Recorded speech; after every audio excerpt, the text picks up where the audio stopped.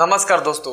भारत के ऐसे कई स्टूडेंट जो ऑक्सफोर्ड, हार्वर्ड और कैम्ब्रिज जैसे इंटरनेशनल यूनिवर्सिटी में पढ़ना चाहते हैं और पढ़ते भी हैं, but it's so sad because आज ऐसा कॉलेज भारत में एक भी नहीं है। लेकिन हमेशा से ऐसा नहीं था। लगभग 1500 साल पहले जब पूरी दुनिया में ऑक्सफोर्ड और हार्वर्ड जैसे यूनिवर्सिटीज नहीं थे, तब हमारी मातृभूमि भारत में कॉलेज और यूनिवर्सिटीज थे, जहां कोरिया, जापान, चीन, ग्रीस, इंडोनेशिया, मंगोलिया जैसे देशों के स्टूडेंट हजारों किलोमीटर की दूरी तय कर एडवांस नॉलेज के लिए भारत आया करते थे। Because India is a land of knowledge. और हमारे देश का इतिहास वर्षों से इस बात का गवाह रहा है कि भारत ने हमेशा से ही शिक्षा और ज्ञान को सर्वोपरि माना है, क्योंकि शिक्षा केवल जीविका का ही साधन नहीं बल्कि विचारों, संस्कृति और नैतिक मूल्यों का कंडक्टर भी है। और शायद इन्हीं वजह से भारत को गोल्डन बर्ड ऑफ इंडिया कहा जाता रहा है। और शायद इन्हीं वजह से इन फॉरेनर इन्वेडर्स ने हमारे कल्चर और हेरिटेज को डिस्ट्रॉय किया और हमारे बहुत सारे वैल्यूएबल नॉलेज को चुरा लिए।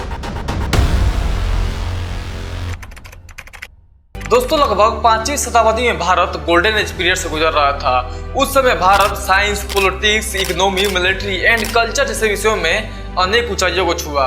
उस समय गुप्ता एम्पायर के तीसरे राजा चंद्रगुप्त द्वितीय, जिन्हें राजा विक्रमादित्य कहा जाता है, उन्हीं के बेटे कुमारगुप्त, जो गुप्ता एम्पायर के चौथे राजा थे, जिन्होंने दुनिया की पहली रेसिडेंशियल यूनिवर्सिटी की स्थापना बिहार में किए थे, जिसे आज हम नालंदा यूनिवर्सिटी के नाम से जानते हैं।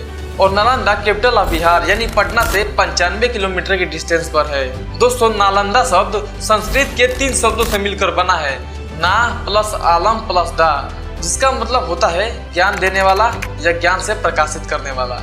और यूनेस्को वर्ल्ड हेरिटेज के एक रिपोर्ट के अनुसार नालंदा लगभग 23 हेक्टेयर में फैला था, जिसमें छात्रों के लिए 300 से अधिक क्लासरूम और कई बड़े हॉल जिसमें मीटिंग, लेक्चर और डिबेट होता था। और नालंदा कई ब्लॉक्स में बटा हुआ था, जिसमें लाइब्रेरी, क्लासरूम, रेसिडेंशियल क्वार्टर, स्तूप, मठ और कई बड़े हिंदू टेम्पल थे। और इस यूनिवर्सिटी में Hindi grammar, logical reasoning, mathematics, science, politics, economy and astronomy जैसे एडवांस सब्जेक्ट पढ़ाने के साथ साथ छात्रों को मेडिटेशन और योगा सिखाया जाता था। और नालंदा का एजुकेशन सिस्टम एडवांस होने के साथ साथ इसमें 9 मंजिला लाइब्रेरी था, जिसका नाम धर्मगंज था। और इस लाइब्रेरी के ऊपर वाले 3 फ्लोर का नाम रत्न रंजक और बीच के 3 फ्लोर का नाम रत्न दधी और लास्ट के नीचे वाले 3 फ्लोर का नाम रत्न सागर था। और विकिपीडिया के अनुसार इस लाइब्रेरी में लगभग 3 लाख से अधिक मैन्युस्क्रिप्ट और किताबें थी। और ये लाइब्रेरी उस समय वर्ल्ड का सबसे बड़ा लाइब्रेरी था, जो अपने आप में ही एक ओशियन ऑफ नॉलेज था।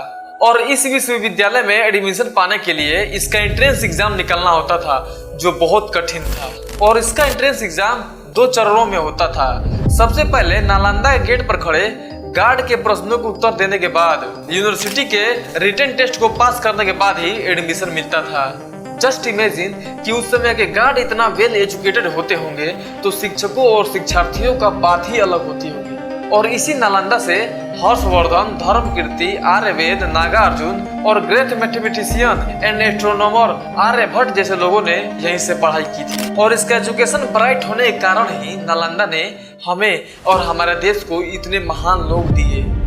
और 7वीं शताब्दी में भारत आया एक चीनी यात्री हेन सांग, जो एक Buddhist monk, scholar and traveller था।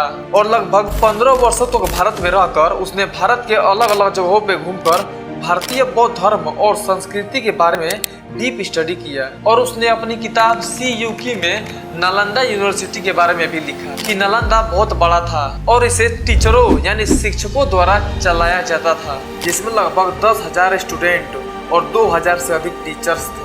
और हेनसांग ने यह भी लिखा कि नालंदा विश्वविद्यालय को पड़ोसी गांवों से कलेक्ट किया गया टैक्स, राजाओं और अमीरों द्वारा दिए दान की वजह से यहाँ हर सुविधा उपलब्ध थी।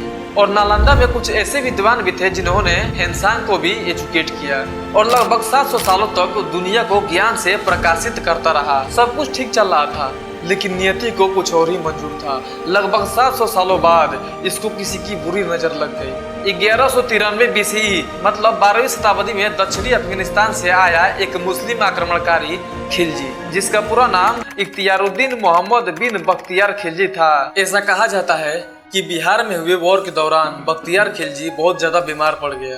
उसके हकीमों ने कई बार ट्रीटमेंट किया, लेकिन कोई फायदा नहीं हुआ। तब उसे नालंदा के हेड ऑफ आयुर्वेदा डिपार्टमेंट के आचार्य राहुल श्रीभद्र जी से इलाज कराने को कहा गया। तब खिलजी ने आचार्य राहुल के इलाज से पहले यह शर्त रखी कि वह किसी भी हिंदुस्तानी मेडिसिन को यूज नहीं करेगा, लेकिन अगर ठीक नहीं हुआ तो आचार्य श्री राहुल भद्र को मार देगा। अगले दिन आचार्य उसके पास कुरान लेकर गए और बोले कि कुरान के रोज 10 पेज पढ़िए, ठीक हो जाएंगे। राहुल श्री भद्र ने उन पेजों पर मेडिसिन पेस्ट यानी दवा का लेप लगा दिया था और जब खिलजी पन्नों को थूक लगाकर पलटता तो दवा उसके पेट में चली गई और वह ठीक हो गया। जब ठीक हो गया तो उसे इस बात की खुशी नहीं हुई, बल्कि हिंदू वैद्य को मुस्लिम हकीम से बेहतर होने को वो बर्दाश्त नहीं कर पाया। तब उसने नालंदा में आग लगवा दी, सैकड़ों बौद्ध भिक्षु आचार्यों और छात्रों को मरवा दिया और ऐसा कहा जाता है कि लाइब्रेरी जलाने के 3 महीने बाद तक लाइब्रेरी जलती रही। जस्ट थिंक अबाउट इट कि न जाने कितना वैल्यूएबल नॉलेज उसमें जलकर खाक हो गया होगा। मैं तो ये सोच भी नहीं पा रहा हूँ कि अगर नालंदा विश्वविद्यालय को जलाया नहीं गया होता तो न जाने आज भारत कहाँ होता। और दोस्तों लास्ट में बस मैं यही कहना चाहूँगा कि अभी हम मॉडर्न एरा में आ चुके हैं। हमें अपने प्राचीन ज्ञान, संस्कृति और धरोहर पर गर्व करना चाहिए। हमें यह कभी नहीं भूलना चाहिए कि हमारी जड़ें कितनी गहरी और मजबूत हैं। हमें अपने इतिहास से सीख लेकर आगे बढ़ना और विश्व में भारत को फिर से लैंड ऑफ नॉलेज के रूप में इस्टेब्लिश करना है। और दोस्तों आपने मुझे इतना धैर्य से सुना, आपका आभार।